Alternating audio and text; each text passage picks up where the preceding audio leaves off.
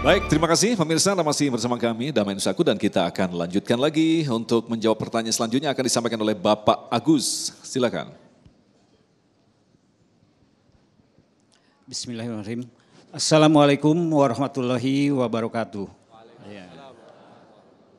Perkenalkan, nama saya Abi Agus dari Pondok Pesantren Wakaf Al-Muhajirin Teratai Putih Global. Izin bertanya Ustadz, bagaimana cara mengoptimalkan fungsi akal kita untuk menumbuhkan dan memperkokoh rasa iman kita kepada Allah Subhanahu wa Ta'ala dan berislam secara kafah. Demikian, jazakallahu khairan katsira. Wassalamualaikum warahmatullahi wabarakatuh. Warahmatullahi wabarakatuh. Silakan dimulai dari Gus Hayid. Baik, terima kasih Ustadz Agus. Bagaimana cara memperkokoh akal kita agar terus terbimbing menuju keimanan dan menjadi seorang muslim yang kafah. Tadi karena waktunya terbatas saya sudah mengutip cara paling efektif, cara paling dahsyat untuk mengasah akal kita adalah memperbanyak membaca Al-Quran. Nah, makna memperbanyak membaca Al-Quran ini, makna memperbanyak membaca Al-Quran ini tidak hanya membaca bil lisan, tetapi membaca bil lisan yang disempurnakan bil qalbi. Ngerti artinya, diresapi. Lalu kemudian kita berniat, berkeinginan untuk mengamalkan. Insya Allah itu nanti akan diberikan oleh Allah, bahasanya beliau Aba Bahar al-aqlul ghariz, akal yang akan sumambrah, menghadirkan berbagai macam ilmu dari Allah Subhanahu wa Ta'ala. Yang kedua, cara mengasah akal kita agar lebih hebat, lebih cerdas, lebih tajam, itu dengan cara berpikir. Gunakan akal itu untuk berpikir. Itulah yang disabdakan oleh Rasulullah SAW, tafakkaru fi khalqillah wala tafakkaru fi dzatillah. Jadi akal ini Pak, kalau untuk mikir selain Allah, sampai. Tapi kalau mikir Allah pedot, putus Pak, tidak kuat kalau mikir Allah. Ya, saya nggak perlu ngasih contoh, waktunya terbatas di sini. Tapi saya akan ngasih gambaran bagaimana akal kita gunakan untuk berpikir selain Allah. Alias berpikir ciptaan-ciptaan Allah. Termasuk kita memikirkan ayat-ayat Allah Subhanahu wa Ta'ala. Insya Allah akal kita akan semakin cerdas. Misalnya kalau Pak Agus, para pemirsa TV One dimanapun berada ke laut, berpikir oh subhanallah begitu luasnya laut ini. Kok ada yang warna biru, warna agak putih, ada yang warna budak.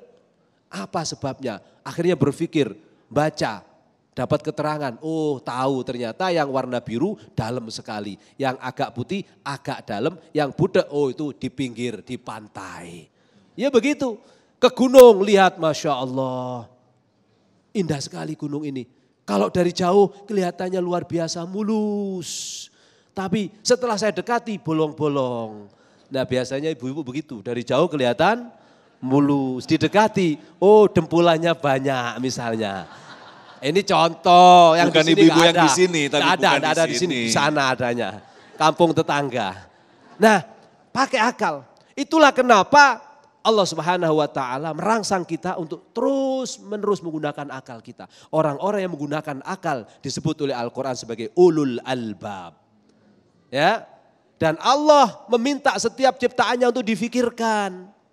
Ya, afala yanzuruna ilal ibili kaifa khuliqat wa ilas samai kaifa rufi'at wa ilal jibali kaifa nusibat wa ilal ardi kaifa sutihat fadzakkir innama anta mudzakir. Fadzakkir di situ maknanya tidak hanya ingatlah, tidak, tapi pakai otak kamu. Pakai akal kamu. Nanti kalau waktunya panjang kita akan berdiskusi apa bedanya otak, apa bedanya akal. Otak dalam bahasa Arab itu mukhun. Ad-du'a mukhul ibadah. Kalau akal, ya akal. Ya. Nah kalau otak-otak di Indonesia bahasa Arabnya apa berarti? Banget itu. Muh. Ya. Nah oleh karena itu cara paling efektif menjadikan akal kita itu terbimbing ke dalam hidayah Allah, baca Al-Quran, gunakan akal kita untuk selalu bertafakur. Karena tafakkaru sa'atan khairun min ibadati sittina sanah. Berpikir sesaat itu lebih baik daripada ibadah selama 60 tahun. Itu hadis. Artinya apa? Allah itu senang, Allah itu sayang kepada orang-orang yang mendayagunakan otaknya dengan baik. Ata'murunan nasa bil birri wa tansawna anfusakum wa antum tatlunal kitab. Afala ta'qilun.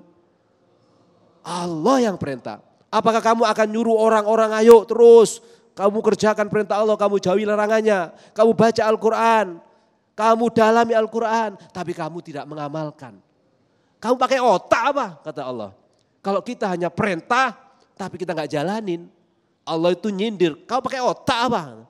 Jadi kalau ada pimpinan, ada bos yang hanya bisa perintah-perintah doang, tapi dia nggak ngejalanin Pak, hanya bisa merintah, itu disindir oleh Al-Quran. Afala ta'qilun. Apakah pakai otak? Ya jawabannya ya harus pakai otak. Nah cara orang pakai otak itu bagaimana? Mengerjakan, mengamalkan apa yang sudah kita fahami dan mengajarkan yang sudah kita amalkan kepada orang lain. Itu baru orang-orang yang berakal. Baik, terima kasih Gus. Selanjutnya kami persilakan Ibu Rita. Bismillahirrahmanirrahim. Assalamualaikum warahmatullahi wabarakatuh. Perkenalkan Ustadz, nama saya Ibu Rita dari unit SMK Teratai Global 3 Bekasi. Mohon izin bertanya Ustadz, di dalam Islam ada sebuah peristiwa yang di luar kemampuan akal manusia Ustadz. Misalnya peristiwa Isra Mi'raj Nabi Muhammad SAW. Pertanyaannya Ustadz, bagaimana cara kita meyakini? Mohon penjelasannya Ustadz. Terima kasih. Wassalamualaikum warahmatullahi wabarakatuh. Waalaikumsalam warahmatullahi. Abah, ini pertanyaan luar biasa sekali ya. Ada hal-hal yang di luar akal kita. Baik, pertanyaan yang cukup bagus. Bagaimana begitu akal kita ketika bertemu sesuatu yang di luar jangkauan akal, contohnya konkret seperti peristiwa Isra wal Mi'raj. Tadi sesungguhnya sudah disampaikan bahwa hidayah itu terbagi kepada 5 bagian sesuai dengan tingkatannya. Hidayah yang paling rendah adalah hidayatul ilhami. Saya ingin kasih contoh, apa hidayatul ilhami itu? Hidayah yang Allah berikan kepada anak kucing yang matanya masih rabun, kakinya belum bisa berjalan, tapi sesungguhnya Allah telah ciptakan air susu di dalam perut ibunya, bahkan sekaligus dengan kerannya. Saya bilang keran, begitu, karena bulan puasa ini, begitu. Itu si anak kucing bisa mencari di mana keran air susu. Itulah yang disebut dengan hidayatul ilhami. Padahal ibu bapaknya tidak pernah memberikan penataran bahwa air susu kamu itu dalam perut ibu kamu. Ini hidayah dari Allah. Oleh karenanya orang yang belajar hidayah ketika melihat kucing sedang menyusu langsung ingat Allah. Allah sedang ngasih hidayah sama kucing. Namanya hidayatul ilhami. Yang kedua hidayatul hissi. Hidayatul hissi itu diberikan kepada manusia dengan bentuk panca indera. Mata punya kemampuan yang sangat luar biasa membedakan setiap rupa. Rupa apa yang tidak bisa dibedakan oleh mata. Betul? Yang kedua Allah berikan telinga. Ini hidayatul hawasi.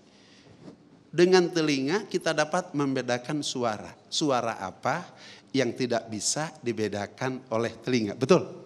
Turun lagi ke bawah Allah memberikan hidung. Dengan hidung kita dapat membedakan setiap wangi dan bau. 1001 wangi, 1001 bau dapat dibedakan dengan hidung. Kemudian Allah memberikan lidah. Dengan lidah Allah memberikan perbedaan rasa. Rasa garam rasanya, rasa gula rasanya, rasa tai kucing rasanya. Nah, itu begitu. Jadi semua rasa bisa dibedakan dengan lidah. Begitu Bapak Ibu sekalian yang dirahmati oleh Allah Subhanahu wa taala, ini hidayah dari Allah. Yang menjadi pertanyaan kepada kita, lama kita dikasih mata oleh Allah. Allah hadir enggak pada saat kita melihat? Sehingga dapat membedakan setiap rupa. Lama kita dikasih telinga. Dengan telinga kita bisa membedakan setiap suara. Sehingga kita tidak salah mendengar siapapun. Suara apa yang tidak bisa dibedakan? Tapi pada saat mendengar, ada enggak kehadiran Allah dalam pendengaran kita? Setiap kita dikasih hidung. Kemudian hidung membedakan setiap bau, setiap wangi. Bahayanya kita kalau hidung tidak bisa membedakan wangi dan bau. Maaf, coklat dengan tai ayam sama, betul? Begitu. Untung dikasih lidah sama Allah. Dengan lidah, Allah berikan hidayah pada lidah. Sehingga dapat membedakan rasa. Walaupun kata mata, kata hidung, ini sama warnanya kata hidung. Ini tapi masuk ke lidah, walaupun itu dibungkus pakai coklat, tapi kan lama-lama bisa terasa. Begitu. Bahayanya kalau Allah tidak berikan hidayah kepada lidah kita, makan sukro sama makan tai kambing sama aja. Naudzubillahi min dalik. Tapi yang menjadi pertanyaan, lama kita dikasih lidah, dikasih hidung sama Allah, hadir enggak Allah dalam hidung kita? Hadir enggak Allah dalam lidah kita? Ibu sekalian, kemudian kita naik lagi ke atas, ada yang disebut dengan hidayatul akli. Hidayah yang ketiga lebih tinggi daripada hidayatul hawasi, yaitu hidayah akal. Jadi hidayah akal itu urutan yang ketiga, Ibu. Di atas hidayah akal ada hidayatul dini. Apabila bertentangan antara akal dengan agama, maka kita ikut agama. Peristiwa Isra Mi'raj tidak bisa dijangkau oleh akal, tapi bisa dijangkau oleh agama. Maka ketika Sayyidina Ali berjalan, kemudian ramai heboh bahwa Muhammad telah berjumpa dengan Tuhannya di langit. Maka ada orang Quraisy bertanya kepada Muhammad, Muhammad, betul kamu sudah dari langit? Betul. Kamu sudah Isra Mi'raj? Betul. Coba angkat kaki kamu, kata orang kafir itu. Diangkat kakinya. Kaki sebelah diangkat lagi, itu kaki yang kanan nggak usah diturunkan. Kata Nabi, tidak bisa saya menurunkan kaki dua-duanya untuk berpisah dengan bumi. Tertawa itu kafir Quraisy, bagaimana mungkin orang percaya sama kamu, wahai Muhammad. Ketika kamu disuruh mengangkat tangan, tidak mengangkat kaki sejengkal saja kamu tidak bisa pisah dengan bumi. Bagaimana kamu bisa ke langit berjumpa dengan Tuhanmu? Akhirnya disuruh Sayyidina Ali. Ali tolong jawab ini, karena Ali itu pinter orangnya. Ali tidak menjawab karena ini bukan jawaban ilmu, bukan jawaban akal, tapi dicabut pedangnya, ditebas batang lehernya. Begitu. Kaget Rasulullah, kenapa engkau tebas batang lehernya? Jawaban untuk orang yang tidak percaya kepada peristiwa Isra Mi'raj, harus ditebas batang lehernya. Karena ini bukan peristiwa akal, tapi ini adalah peristiwa agama. Yang ingin saya tanyakan, percaya enggak? Pak, itu kan Pak Sukulo ngambil golok nanti kalau enggak percaya. Percaya enggak? Percaya enggak? Alhamdulillah. Ini bukan peristiwa akal, tapi peristiwa agama. Ada yang lebih hebat dari itu, adalah apa yang disebut dengan hidayah yang kelima, adalah hidayatut taufiki. Di mana hidayah yang diberikan oleh Allah Subhanahu wa taala, kita dapat melaksanakan setiap perintahnya, menjauhi larangannya, untuk menggapai kehidupan bahagia di dunia dan bahagia di akhirat. Itu hidayah yang terakhir, adalah hidayah yang kelima, hidayatut taufiki. Di atas hidayatul akli, di atas hidayatul dini, namanya hidayatut taufiki. Alhamdulillah kita sekarang semuanya mendapat hidayatut taufiki. Di mana ujung rambut kita, lahir batin kita ditundukkan kepada perintah Allah Subhanahu wa taala. Masya Allah, jawaban yang sangat lengkap sekali, dan kita masih menyimpan satu lagi pertanyaan. Tentunya kita akan jawab selepas pesan-pesan berikut ini. Damai Indonesiaku.